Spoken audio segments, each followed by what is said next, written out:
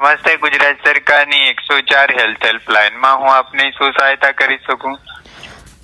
મેં સાંભળ્યું છે કે તમે લોકો સ્યુસાઇડ કરતા લોકો ફોન કરે તો તમે એમને રોકો છો. કઈ રીતે રોકો છો? સુસાઇડના વિચારોને કઈ રીતે રોકો છો? મને એ જાણવું છે.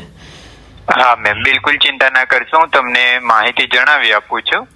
રેશમાબેન વાત કરો છો? જી જી, રેશમાબેન પટેલ વાત કરું છું.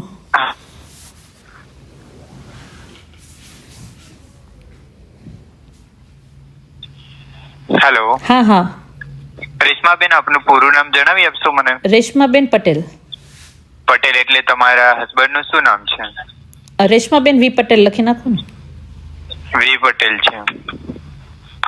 ઓકે, હાલ કયા જુનાગઢથી જ વાત કરી રહ્યા છો ને? જી જી, જુનાગઢથી. બરાબર, તો અહીંયાથી અમે તમારું કોલ અમારા સિનિયર કાઉન્સિલર અધિકારીને ટ્રાન્સફર કરી છે. ત્યાંથી તમને જે અમારા સિનિયર કાઉન્સિલર અધિકારી છે એ સુસાઇડ વિશે તમને સજેશન આપશે. ઓકે. વાત કરવા માંગો છો હાલ તમે? હા હા, વાત કરવા માંગુ છું. ઓકે. ઓકે, તો હું આપનો કોલ અમારા સિનિયર કાઉન્સિલર અધિકારીને ટ્રાન્સફર કરું છું. થોડા સમય માટે આપનો કોલ હોલ્ડ પર રાખી શકું? હાજી. હેલો. હાજી. હા, હોલ્ડ પર રહેવા બદલ આપનો આભાર. હા હા. હજી અમારા સિનિયર કાઉન્સિલર અધિકારી અવેલેબલ છે ને અત્યારે, હા. એ અન્ય કોલ પર વ્યસ્ત છે, તો થોડા સમય પછી હું તમને કોલ બેક આપું મેમ? પણ સાહેબ, મને આત્મહત્યા કરવાનો વિચાર આવે છે ને તમે એમ કહો કે થોડા સમય પછી કોલ બેક આપીએ, તો કેમ ભેગું થાય? મારે શું કરવાનું? હા મેમ, તમારી વાત સાચી છે, પણ એવો જ કોલ હાલ અમારા સિનિયર કાઉન્સિલર અધિકારી છે ને એમના પર ચાલુ છે. તો એમનો જેવો કોલ પૂરો થાય ને એટલે હું તમને તરત કોલ બેક પણ આપું સાહેબ, છું. હું એમ કહું છું કે મને આમાં તમે લોકો એમ કહો છો કે અમે આત્મહત્યા કરતા લોકો આમાં ઇમરજન્સીમાં ફોન કરે, તો મેં તમને ફોન કર્યો કે મને આત્મહત્યા કરવાના વિચારો આવે છે, અને હવે તમે એમ કહો છો કે હવે તમે રાહ જોવો, તો મરવાવાળો વ્યક્તિ રાહ જોવે? હા, તો બિલકુલ ચિંતા ના કરશો મેમ. થોડા સમય માટે લાઈન પર બન્યા રહીશું તમે. પણ નહીં, તમે મને આટલી બધી, હમણાં પણ હું હોલ્ડ ઉપર હતી, મને ચિંતા થાય છે. છાપામાં હું વાંચું છું કે 9,000 લોકોએ ગુજરાતમાં આત્મહત્યા કરી, અને આ નંબર ઉપર આત્મહત્યા કરતા પહેલા મને ફોન કરવાનો, આવું સરકાર કહે છે. તો મેં તમને ફોન કર્યો કે મને આત્મહત્યા કરવાનો વિચાર આવે છે, તો તમે મને બચાવવાના બદલે હોલ્ડ ઉપર રાખી રહ્યા છો. હા મેમ, બિલકુલ ચિંતા ના કરશો. એટલા માટે મેં તમને હોલ્ડ પર રાખ્યા હતા કે જે અમારા સિનિયર કાઉન્સિલર અધિકારી કોઈ લાઈન પર નથી ને, એ ચેક કરવા માટે મેં હોલ્ડ પર રાખ્યા હતા. તો તમે ચેક કરીને પાછું મને કહો છો કે હવે રાહ જુઓ. તમે વિચાર કરો, સરકારે આ 104 નંબર શું કામ બહાર રાખ્યો છે કે ભાઈ આત્મહત્યા કરવાનું? આજે મેં છાપું વાંચ્યું, 9,000 લોકોએ એક વર્ષમાં ગુજરાતમાં આત્મહત્યા કરી છે. એ વાંચીને મને આત્મહત્યા કરવાનો વિચાર આવી ગયો કે આટલું બધું સરકાર તો આ ખોટો નંબર શું કામ બહાર પાડ્યો છે? મેમ, તમારી વાત સાચી છે, પણ અત્યારે જે અમારી જોડે કાઉન્સિલર અધિકારી અવેલેબલ છે ને એમના પર કોલ ચાલુ છે, એટલા માટે તમને જણાવવામાં આવ્યું છે. તો તમે એમ નહીં ભાઈ, હું એમ કહું છું કે આ નંબર સ્પેશિયલી 104 એટલે કે આત્મહત્યા નિવારણ માટે તમે બહાર પાડ્યો છે, સરકારે બહાર પાડ્યો છે, તો એનું મહત્વ શું રહે? તમે આત્મહત્યા કરતા વ્યક્તિને રોલ્ડ ઉપર મૂકી દો છો, કાયમ કહો છો અમે કોલ બેક આપે, ત્યાં સુધીમાં તો ગળાફાંસો ખાઈ લીધો છે, ઝેરના ટીકડા ખાઈ લીધા છે અમે. તો હમણાં અમારે બચાવશે કોણ? 104 નંબર અમને બચાવવા માટે છે, તો કોણ બચાવશે આત્મહત્યાના વિચાર આવે એને? બિલકુલ ચિંતા ના કરશો, હું કોલ ટ્રાન્સફર કરું છું. લાઈન પર બન્યા રહેજો, બરાબર?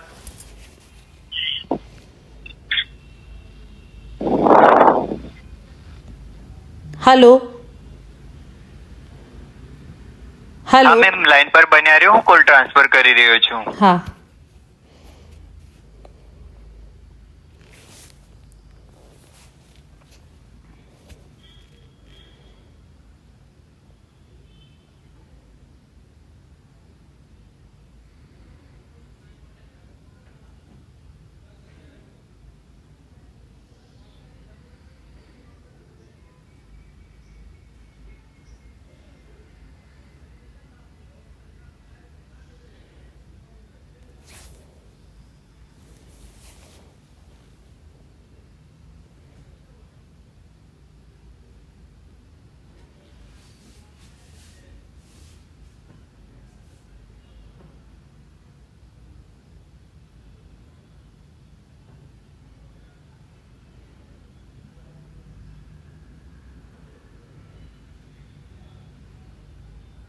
હેલો. હેલો. હા.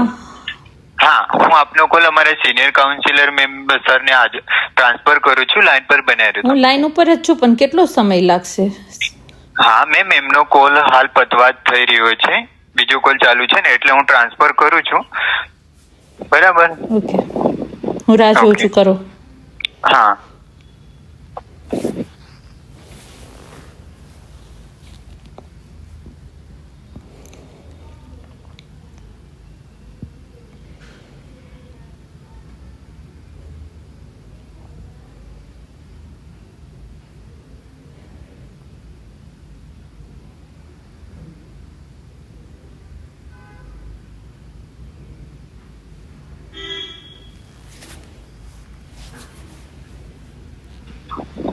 હેલો. હાજી.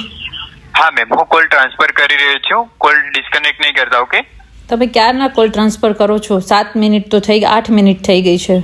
104 હેલ્થ હેલ્પલાઇન માં કોલ કરવા બદલ આપનો આભાર. નમસ્તે, ગુજરાત સરકારની 104 સુસાઇડ પ્રિવેન્શન હેલ્પલાઇનમાં હું આપની શું સહાયતા કરી છું? સાહેબ, 8 મિનિટ પહેલા ફોન કર્યો હતો અને 8 મિનિટથી હોલ્ડ ઉપર છું.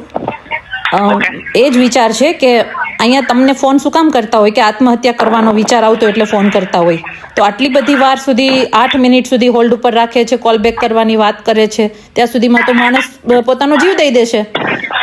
ઓકે મેમ, હું તમને તકલીફ સમજી શકું છું, બટ એમાં એવું છે કે જે કાઉન્સલર અમે જે હતા એ બીજા કોલ પર વ્યસ્ત હતા મેમ.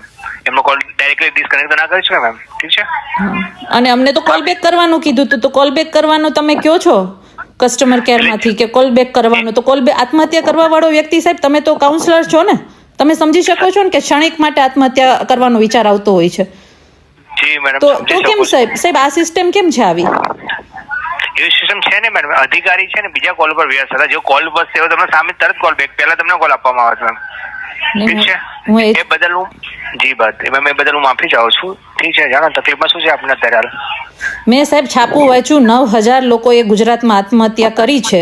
આ વાંચીને મને શોક લાગ્યો છે કે સરકાર શું કરી રહી છે. અને મેં સર્ચ કર્યું, 104 નંબર સરકાર હેલ્પલાઇન જાહેર કરી છે, પણ એમાંય મને બહુ 8 મિનિટ સુધી હોલ્ડ ઉપર રાખ્યું. મને એમ કીધું કોલ બેક કરવામાં આવશું. તો આનું શું કરવાનું? ઓકે મેમ, હું તમારી જે પણ તકલીફ થઈ જાય એને બદલે હું માફી ચાહું છું મેમ. ઠીક છે મેમ. ઓકે.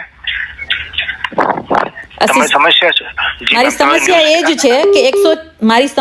જ છે કે 104માં તાત્કાલિક જે કાઉન્સેલિંગ મળવું જોઈએ, તાત્કાલિક એક્શન થવી જોઈએ, એ તો થઈ નહીં. 8 મિનિટ સુધી તમે એવા પેશન્ટને, એવા માનસિક જે આત્મહત્યાનો વિચાર આવે છે એને હોલ્ડ ઉપર રાખ્યા, એને એમ કીધું કે કોલ બેક કરીશું. તો આ સિસ્ટમ તો ખોટી છે ને સાહેબ, દેખાવા માટે છે.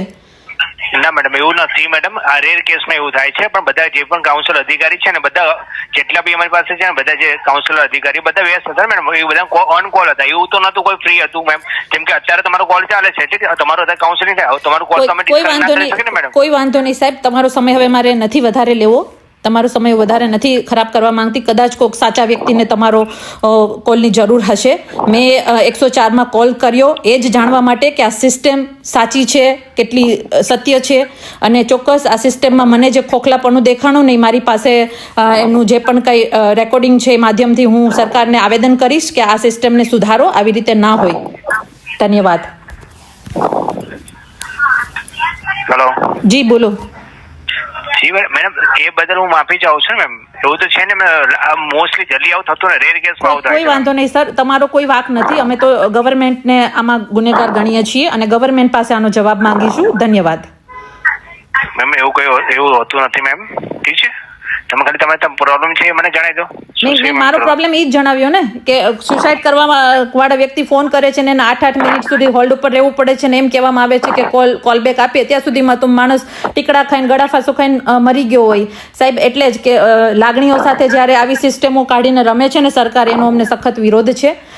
તમારો કોઈ વાંક નથી, સિસ્ટમનો પ્રોબ્લેમ છે. અમે ચોક્કસ આ સિસ્ટમ સુધારવા માટે સરકારને આવેદન આપીશું. ધન્યવાદ. ઓકે મેમ, તમારે જે પણ પ્રોબ્લેમ થઈ છે હું સમજી શકું છું મેમ, બટ અમારે શકીએ ને, ઇનડાયરેક્ટલી કોઈ ઇન્ટરેસ્ટ હોતો નથી નહીં મેડમ. તમારો વાક જ નથી. તમે ચિઠ્ઠીના ચાકર છો. હું તમને બ્લેમ નથી કરતી, હું ખાલી સિસ્ટમને, કારણ કે તમારો કોઈ વાક નથી, સિસ્ટમ ગવર્મેન્ટ બનાવે છે. અને મારો અનુભવ હું ચોક્કસ રીતે સરકારને લખીશ અને કહીશ કે તમારે આ સિસ્ટમ સુધારવી જોઈએ. બહુ સેન્સિટિવ શબ્દ છે આત્મહત્યા. આજે છાપામાં 9,000 લોકોએ આત્મહત્યા કરી ગુજરાતમાં. એટલા માટે મેં કીધું કે 104 નંબર શું મદદ કરી રહ્યું છે એ તપાસવું પણ ખૂબ જરૂરી હોય છે. અને મેં તપાસ્યું અને મને જે જાણવા મળ્યું છે અને એના આધાર ઉપરથી હું આવેદન કરીશ સરકારને. તમારો કોઈ વાક નથી, તમે ચિઠ્ઠીના ચાકર છો. ધન્યવાદ. સાચી વાત છે મેડમ, પણ બટ આમાં એવું હોય છે મેમ, અમે બી ઘણા બધાની મદદ કરી, હેલ્પફુલ છીએ. ના તમે હેલ્પ કરો છો, 100% હેલ્પ કરો છો. સિસ્ટમ ગવર્મેન્ટનો જે વાક છે એના માટે કહું છું. વાંધો ને, મારે તમારો સમય નથી બગાડો, કારણ કે હું ઈચ્છું છું કે ગુજરાતના નાગરિકોને જેટલી મદદ કરી શકો એટલી તમે કરો. એટલા માટે ધન્યવાદ.